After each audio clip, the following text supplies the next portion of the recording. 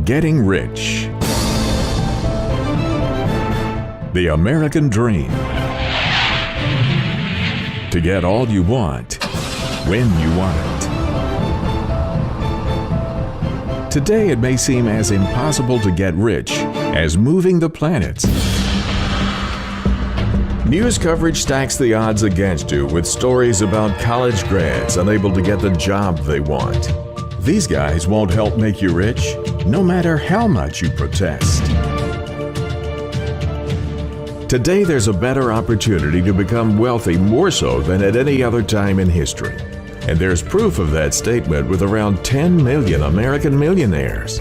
Becoming rich is not just a goal anymore, it is required. For anyone planning for retirement, it takes about $1.2 million to create an annual income to sustain your lifestyle. The good news is, there are lots of ways to create personal wealth. It's your right to be rich. Getting rich isn't just for the latest high-tech genius. A surprising fact is that 12% of America's millionaires are educators. Job security and lifetime saving plans work. Of course, corporate executives, business owners, and entrepreneurs are on the list, but there's opportunity for everyone. Education is key to wealth creation. This is the story of two men who did more to make education available than any other. Both men were born into poverty. Both were destined to rise to riches and change the world. Tough times have a way of bringing out the best. These two men, Andrew Carnegie, once the richest man in the world and one of America's iconic businessmen, and Napoleon Hill, the first major teacher of success principles, revealed the secrets that prove one thing: your right to be rich. You've been given an inheritance from the richest man on earth. Before he died, this legendary figure created an unusual will that gifted to you everything that you'll need to reach the highest levels of accomplishment possible. That will has been the basis for the life-changing works by Napoleon Hill. Napoleon Hill's works have touched millions worldwide. Today's philosophy of success teachers still use the research formulas taught by Napoleon Hill. It's 1850-something and a young man sits at his desk. The note he's writing to himself will change his life. It's also a message to millions of others that will reveal secrets of success for centuries to come. Before Andrew Carnegie became the world's richest man, he writes his purpose for his life on this page. It's a simple plan to spend the first half of his life amassing a fortune, and then to spend the second half of his life giving it all away. The most valuable thing he left behind wasn't just the money. His most valuable gift is a blueprint that anyone can use to follow in his footsteps. Andrew Carnegie rose from rags to riches. Had he not discovered and utilized the success principles that made him wealthy, perhaps there would have never been an industrial revolution. Who was Andrew Carnegie? Why would he leave to you the keys to his fortune?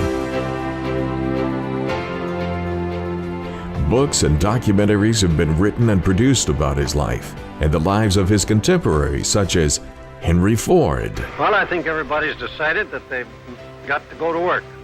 I think from now on, there's no one can stop this great country from going ahead. John D. Rockefeller and J.P. Morgan. Newer, faster ways of producing steel. Discovering rich oil fields and refining it into fuel. Managing money through investments and savings. These men proved that America was not discovered, America was built. And America was built by average, ordinary men with extraordinary vision, skills, and abilities. Of all the giants of industry, Andrew Carnegie is the one who developed a plan that anyone can use to achieve their dreams.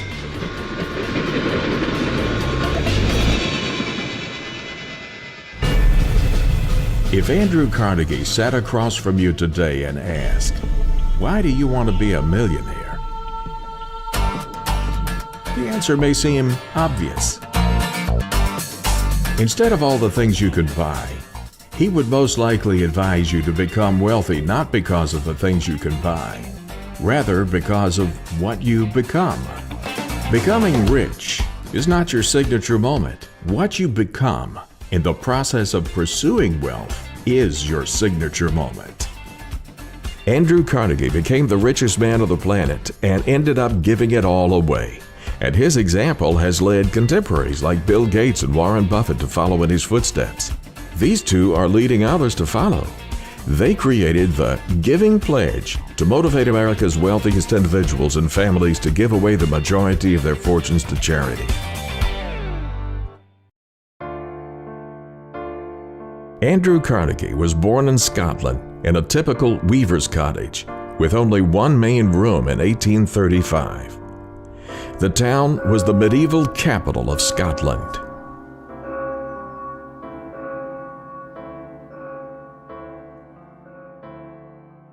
The city was also a center of the linen industry, and Andrew's father was a weaver, a profession the young Carnegie was expected to follow in. However, the Industrial Revolution that would later make Carnegie the richest man in the world destroyed the weaver's craft. When the steam-powered looms were introduced, hundreds of hand-loom weavers became expendable. Andrew's mother went to work to support the family, opening a small grocery shop and mending shoes. "I began to learn what poverty meant," Andrew would later write. "It was burned into my heart then that my father had to beg for work. And then and there came the resolve that I would cure that when I got to be a man." In 1848 Scotland, times were hard. Starvation was running rampant throughout the country. Thousands of miles away, another man was born into poverty. This man, as told by Napoleon Hill, would eventually cross paths with Andrew Carnegie. In 1883, Napoleon Hill was born in a log cabin on the Pound River in Wise County, Virginia. Napoleon Hill was born at a time when 1- and 2-room log cabins were typical. At the time of Hill's birth, elementary schools were only open about 4 months out of the year, and attendance was not required.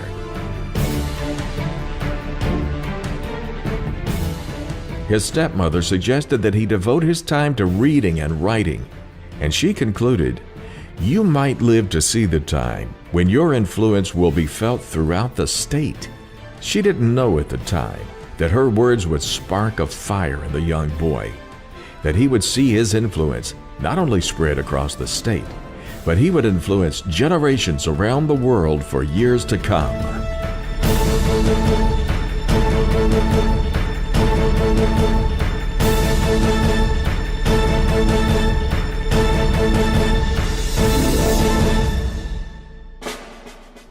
Back in Scotland, and much earlier, Andrew's uncle George Lauder introduced him to the writings of Robert Burns and historical Scottish heroes such as Robert the Bruce, William Wallace, and Rob Roy. Reading became a passion for the young Carnegie. Books became a major factor throughout Andrew Carnegie's life as he pursued an education that would unlock secrets of success. Years later, a young reporter named Napoleon Hill was given an assignment to write a series of articles about famous and successful men. As Hill tells it, this led him to interview Andrew Carnegie, who was at the time one of the most powerful men in the world. Carnegie believed that the process of success could be outlined in a simple formula that anyone would be able to understand and achieve. Hill tells the story this way. Impressed with Hill, Carnegie asked him if he was up to the task of putting together this information, to interview over 500 successful men and women, to discover and publish a formula for success. I caught my first fleeting glimpse of the profound law which provides the means by which we may choose our own purpose in life and attain it, while I was being coached by Andrew Carnegie during the organization of the Science of Success philosophy. I had just finished telling Mr. Carnegie that I feared he had chosen the wrong person to give the world the first practical philosophy of personal success because of my youth, my lack of education, and my lack of finances. Well, at this point, Mr. Carnegie delivered a lecture that I shall never forget because it changed my entire life and paved the way for my helping to change the lives of millions of people, some of them not yet born. Let me call your attention to a great power which is under your control, said Mr. Carnegie. A power which is greater than poverty, greater than the lack of education, greater than all of your fears and superstitions combined. It is the power to take possession of your own mind and direct it to whatever ends you may desire. As a result of Hill's studies based on Carnegie's introductions, the philosophy of achievement was offered as a formula for rags to riches success. Napoleon Hill's life work has become the basis for the multimedia system called Your Right to Be Rich. Publishing would become instrumental in the life of Napoleon Hill. James Monroe Hill, Napoleon's father, was the son of James Madison Hill, an English-born printer who emigrated to America in the 1840s. James built a press and began publication of Zephyr, Wise County, Virginia's first newspaper. At the age of 13, Napoleon took his first paying job. It was after school in the coal mines. Coal mining was a dirty, hard job, and Napoleon, at $1 a day wages, quickly decided that coal mining was not a future that he desired. When he turned 15, he became a news reporter in the mountains of Wise County and saw that job as an excellent choice to replace coal mining or farming. A few years later, Napoleon went to work for Rufus Ayres, a prominent attorney who had been Attorney General of Virginia, and in 1901 was one of the wealthiest men in Wise County. Ayres was involved in coal mining, the lumber business, and banking, and he owned the Big Stone Gap Post.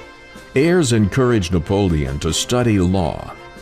While Napoleon Hill attended Georgetown Law School in Washington, D.C., he went to work for Robert L. Taylor, a former governor who published Bob Taylor's magazine. While working for Bob Taylor, Napoleon agreed to interview successful business people. At the age of 25, he found himself at the mansion of Andrew Carnegie. It was that interview that defined the balance of Napoleon's life, and it was the turning point that would change the lives of people all over the world. Considering challenges that faced the Carnegie family in Scotland, the Carnegies decided to move to Pennsylvania for the prospect of a better life. The decision was made to sell the looms and the furniture by auction to help pay for the trip. The proceeds of the sale were most disappointing. The looms brought hardly anything, and the result was that 20 pounds more were needed to enable the family to pay passage to America. William Carnegie, Andrew's father, sang one of the popular songs of the day to the family to encourage them to head west to America. These are the words of the song.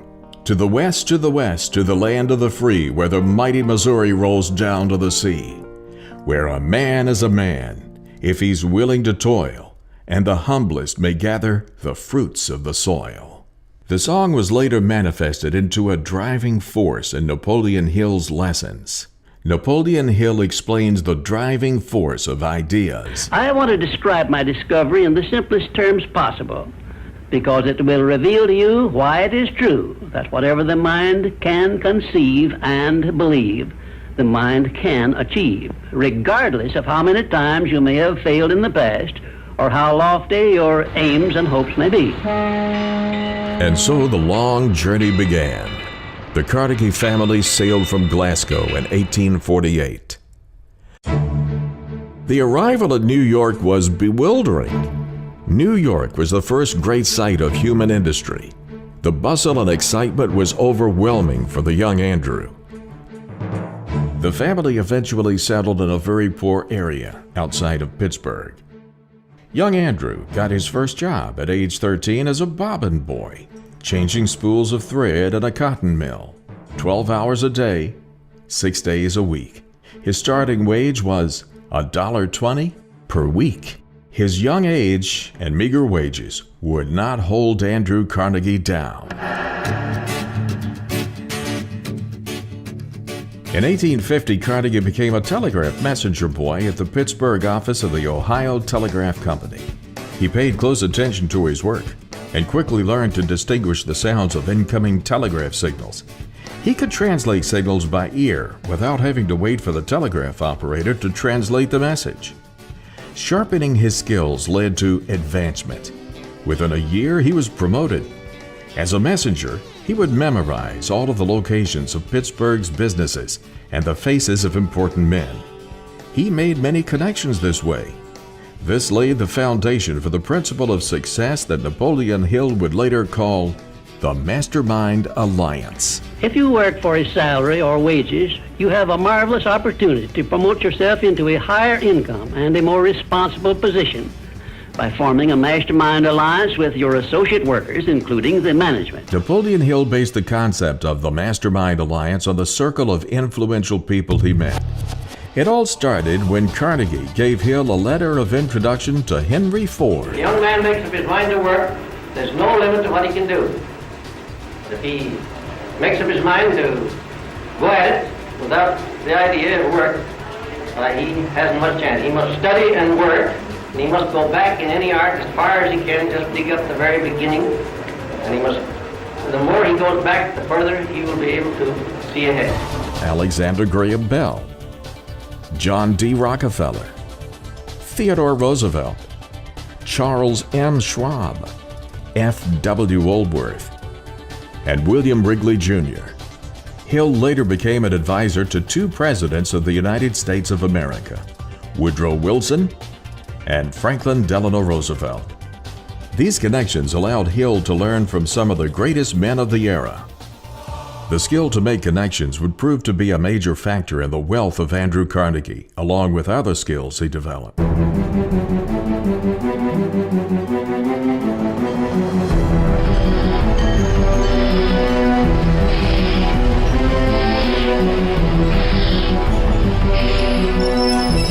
Through the young life of Carnegie, his willingness to work hard, his perseverance, and his alertness soon brought great opportunities to him.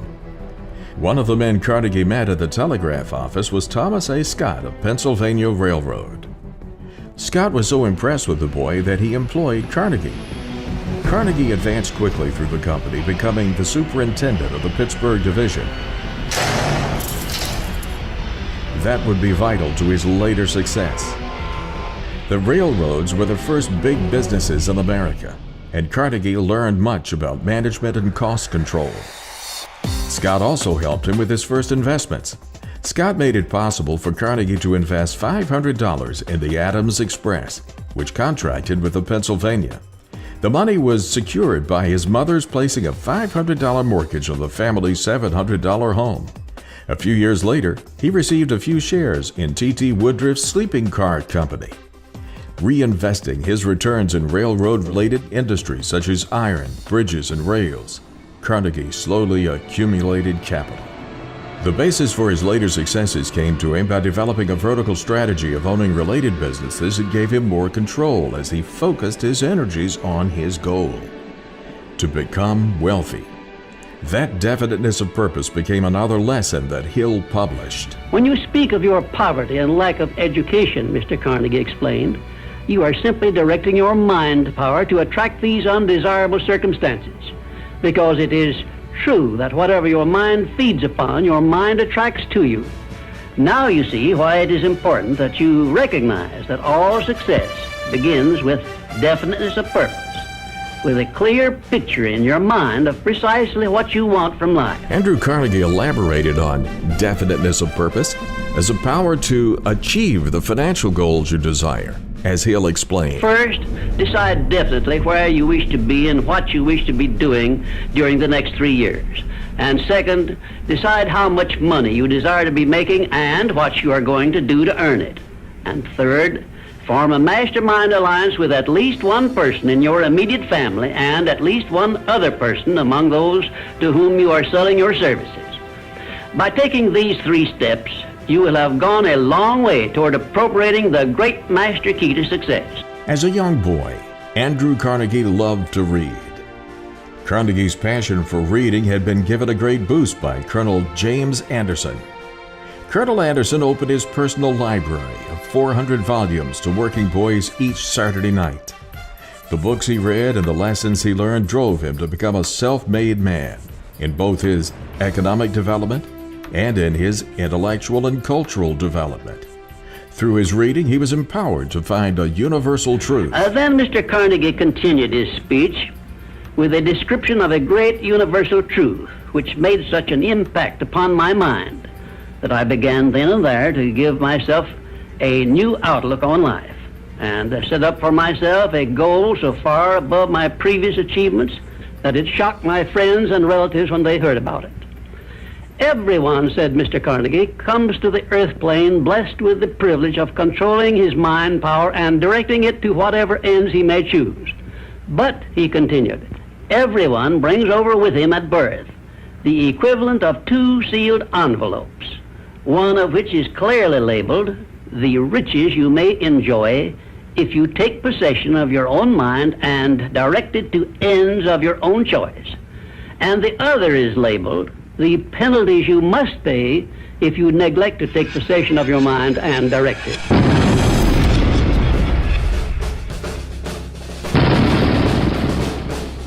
The Civil War created demand for iron products, such as armor for gunboats, cannon, and shells, as well as 100 other industrial products. And that demand made Pittsburgh a center of wartime production.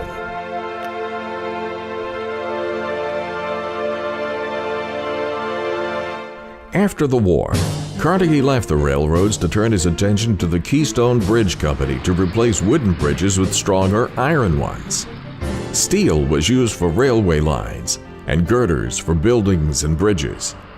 Carnegie made his fortune in the steel industry, controlling the most extensive integrated iron and steel operations ever owned by an individual in the United States.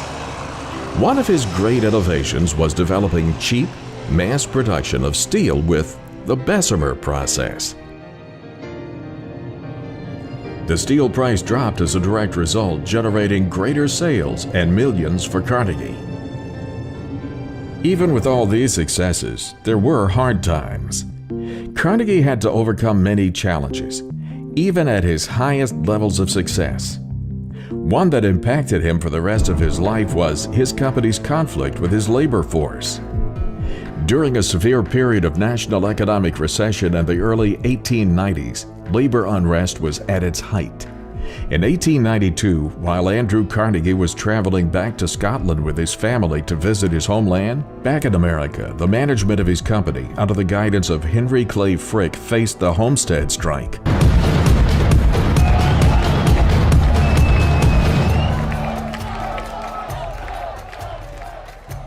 The Homestead Steel Works in the Pittsburgh area town of Homestead, Pennsylvania, between the Amalgamated Association of Iron and Steel Workers and the Carnegie Steel Company, also known as the Homestead Steel Strike, created a battle between strikers and private security agents. The battle was one of the most serious disputes in U.S. labor history. Carnegie managed to overcome adversities. That lesson is vital to success. Napoleon Hill later wrote, "Every adversity has the seed of an equivalent or greater benefit." Indifference cannot create a mastermind alliance for you. A negative mental attitude can bring you nothing but failure. Remember always, you are where you are and what you are because of your mental attitude in which you relate yourself to other people. Remember also, your mental attitude is the one and the only thing over which you have complete control. In 1901, Andrew Carnegie was considering retirement. To make this happen, he once again relied on his contacts. Control your mental attitude and make yourself friendly and agreeable with everyone with whom you are closely associated if you expect friendly cooperation in return. Carnegie also taught this principle, that a great business is seldom, if ever, built up except on the lines of strictest integrity. He has said it's not the letter of the law, but the spirit of the law that must be the rule. Always give the other party the benefit of the doubt. Success is something which has to be planned, and success is something which has to be earned in advance. True, there is such a thing as luck, but just remember that luck is something you can create for yourself if you know the rules and follow them just as I give them to you. Remember, too, that success in the higher brackets of achievement is something that can be had only by taking others along with you. And the best definition of success, which I know, is this. Success is the knowledge with which to get whatever you want from life without violating the rights of others and by helping others to acquire it. At that time, Andrew Carnegie considered John Pierpont Morgan as America's most important financial deal maker. J.P. Morgan knew how efficiently Carnegie produced profit. He envisioned an integrated steel industry that would cut cost, lower prices, produce greater quantities, and raise wages to workers. To do this, he needed to buy out Carnegie. So Carnegie wrote the asking price for his steel business on a piece of paper and had it delivered to Morgan. Morgan accepted without hesitation, buying the company for $480 million. "Congratulations, Mr. Carnegie," Morgan said to Carnegie when they finalized the deal. "You are now the richest man in the world." Carnegie spent his last years as a philanthropist. From 1901 forward, he devoted himself to charities. One of the most tangible examples is the founding of 2,500 or more libraries in the late 19th and early 20th centuries. These libraries stretched across the English-speaking world, including the United States, United Kingdom, Australia, and New Zealand. Carnegie spent over $55 million of his own wealth on libraries alone. It is said that Carnegie had two main reasons for donating money to the founding of libraries. He believed that libraries added to the nature of America. Anyone with a desire to learn could educate themselves and be successful in America, like he had been. Second, Carnegie believed that immigrants like himself needed to acquire the cultural knowledge of America, which a library would enable them to do. Carnegie has also donated money to schools all across the globe. He was one of the major benefactors of the Tuskegee Institute under Booker T. Washington for African American education.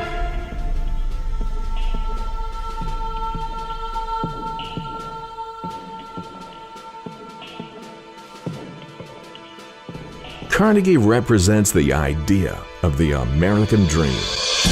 He was an immigrant from Scotland who came to America with nothing and became successful.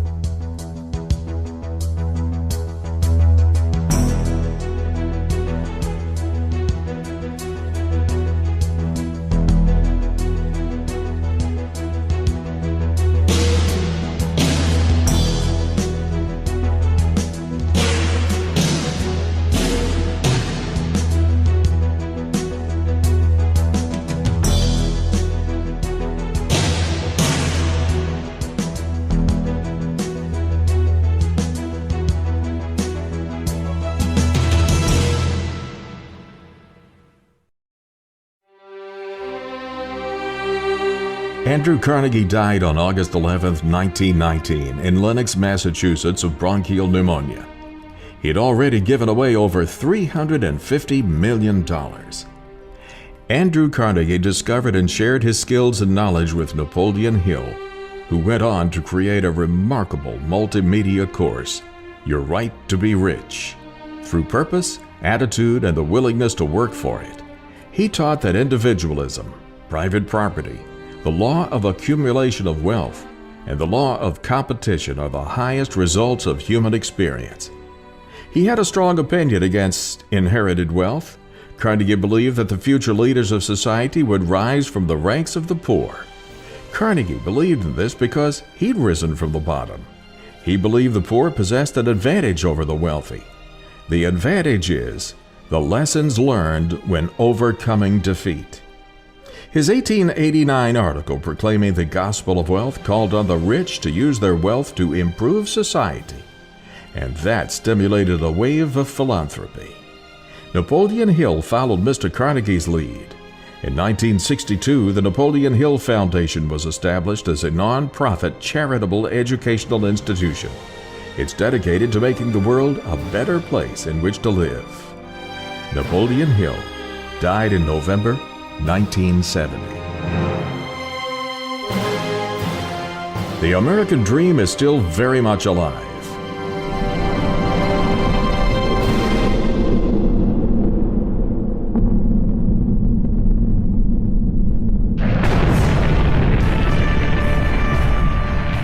The journey we are on is based on the places we've been. We have the ability to take on almost any problem and find the right answer.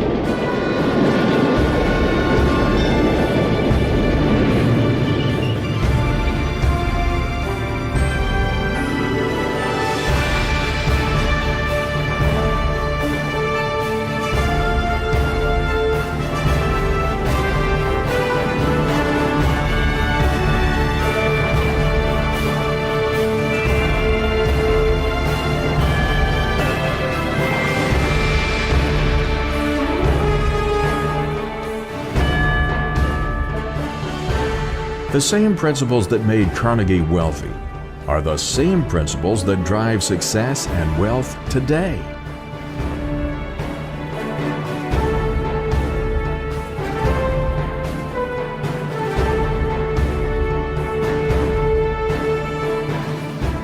Andrew Carnegie donated a fortune to worthy causes before his death, but his greatest contribution to the world by far was making sure that mankind had a self-study program that anyone could follow for becoming prosperous.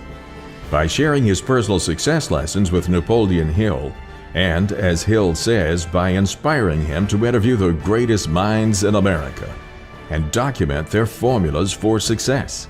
While I was being coached by Andrew Carnegie during the organization of the Science of Success philosophy. Andrew Carnegie became the father of the most comprehensive and proven method for becoming successful in the world. Because it changed my entire life and paved the way for my helping to change the lives of millions of people, some of them not yet born. To learn more about Napoleon Hill's findings, visit yourrighttobericht.com. I will show you how to write your own price tag, fix your own wages, establish your own working hours, and give yourself financial independence.